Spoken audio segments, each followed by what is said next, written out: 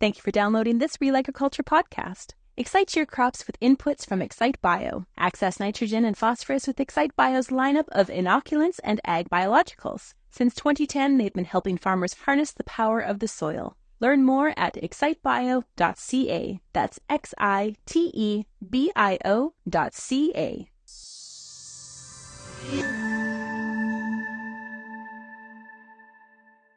Hi, I'm Aberle, and this is Real Agriculture. We recently recorded a Ruminating with RealAg podcast episode on using feedlot manure for compost and what that looks like from both the feedlot production side and the cropping side of the equation. While Ruminating is a livestock podcast, we didn't want our crop producers to feel left out of the conversation. The following is an excerpt from the upcoming podcast episode and features Ezra Aberle and Mary Keena, both at the NDSU Carrington Research Extension Center in North Dakota. They have been working on research on both those sides of the equation and what that actually looks like, what the economics are of it. So listen in. And then, so Mary, can you talk a little bit about the differences that you guys have been seeing? For one, how long has the study been running? And then what have been some of the differences in composting versus just straight manure? And has that economically made sense to compost? A lot of questions in one there. Yeah. So I'm gonna actually let Ezra take this from like what we've seen on the research side of things. But I will tell you from just like a producer and working with producer side of things, composting it's like a dedication.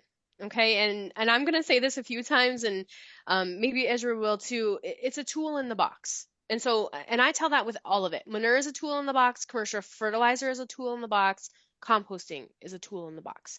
And we can use all of them, or we can use some of them sometimes. And so it really depends on the goals of each operation. And so, do you have a turner? Are you willing to invest money in that?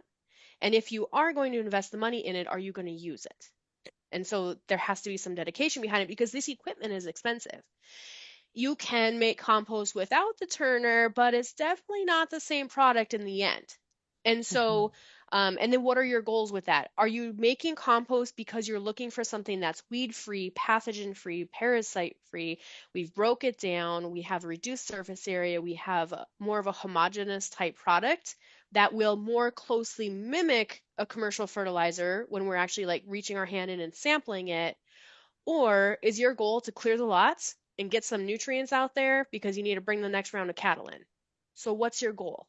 And again, here at Carrington, we use both. We spread raw manure on our seed stocks fields, and then the compost is used for research. And so economically, it's a really hard question to answer. I know I just like went around the outside of that, but it's a question that each producer has to answer for themselves. And so Ezra, from a research side of things, what have we seen in our research? So we've seen an increase in organic matter on the plots that receive the composted manure. Then we also have an increase in phosphorus, potassium, sulfur, zinc, and all the micros. And we're able to maintain a 7.1 pH with that, whereas with the commercial fertilizers, especially for no-till, we're starting to see a lot of acidification at the surface. So we can maybe mitigate that a tiny bit with composted manure. Other things that we've seen, we've had,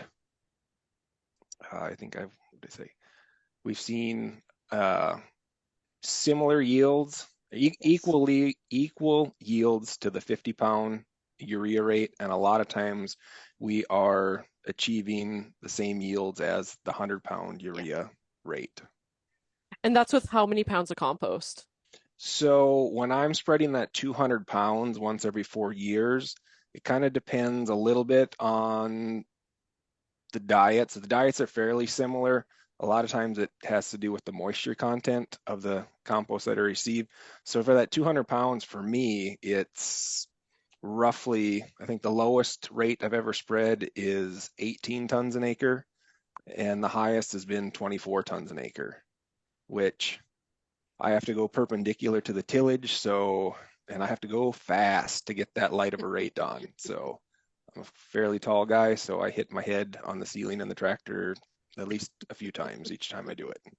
You guys didn't smooth out the fields first. Come on.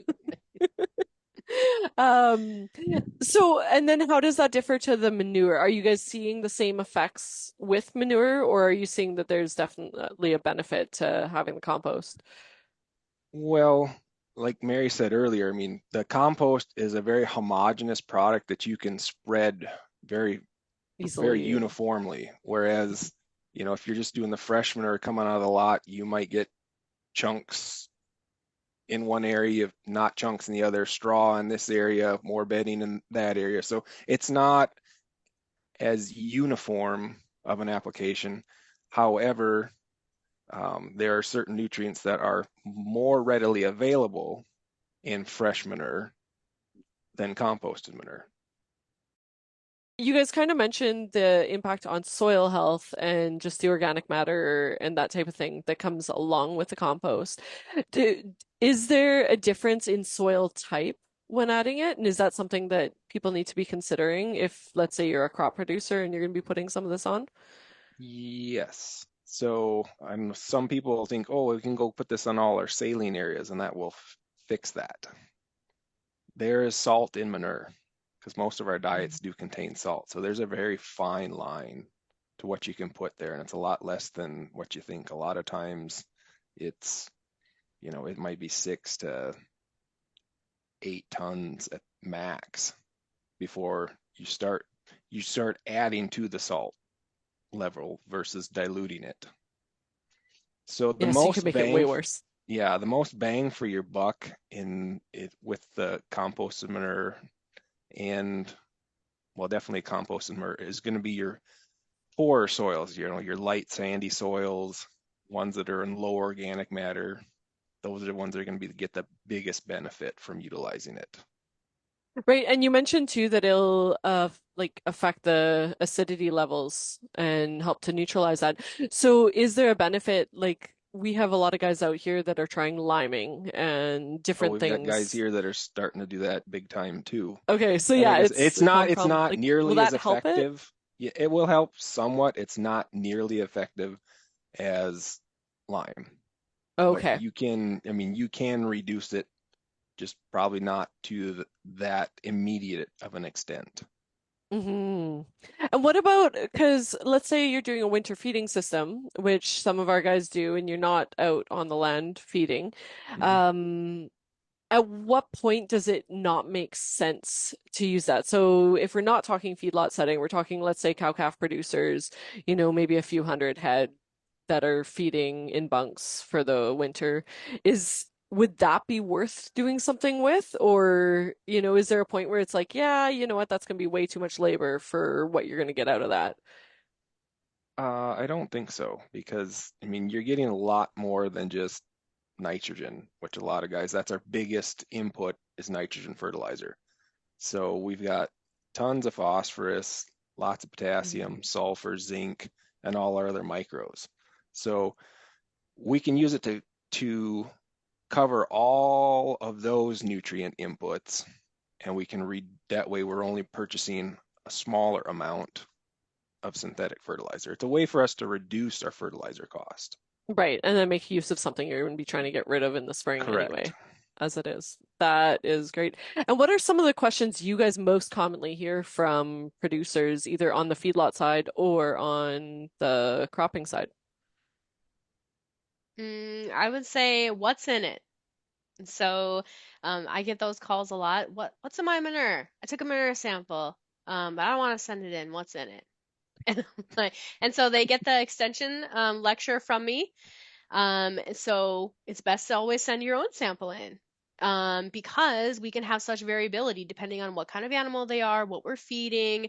And so I always encourage them to send it in. It's a mostly inexpensive sample in my opinion, to know exactly what you have and what you're putting on, considering the amount of money we spend on commercial fertilizer. Um, and so for under $100, you can see how much NPK is in there. The questions I usually get are, what's it worth? How far can I haul it? Mm-hmm. and which crops am I going to see the most benefit out of. Right. Right. And we kind of So talked about that. Like you mentioned too that you tried it on canola. And I know it's not it really a did fair study. fine. I just can't, my input costs and my yields don't make it very economical. Economical. Right. So, I mean, if you're further north where it's cooler and you have good canola yields, I would definitely use it to try and reduce my fertilizer costs, because all the excess potassium and phosphorus and zinc and sulfur that are in there, I mean, those aren't Right. cheap to buy. Yeah, and I guess if you're getting it for free, like I guess that would Mhm. probably be the big key is Yeah. producers need to know their economics to know Yeah. where it's going, right? hmm That makes sense. Well, I want to thank you guys so much for joining me on Ruminating with Real Ag. It was fantastic having both of you, and I look forward to talking to you in the future. Yes. Thank you. Awesome. Thank you so much. New episodes with Ruminating with Real Egg are released on the last Wednesday of every month, and this full episode will launch on February 26th, 2025. So make sure that you subscribe on your favorite podcast platform. Did you enjoy this content? Well, don't forget to hit that like button, and you can always sign up for our free customizable newsletters at realagriculture.com/subscribe. You don't want to miss any of the content that's coming out.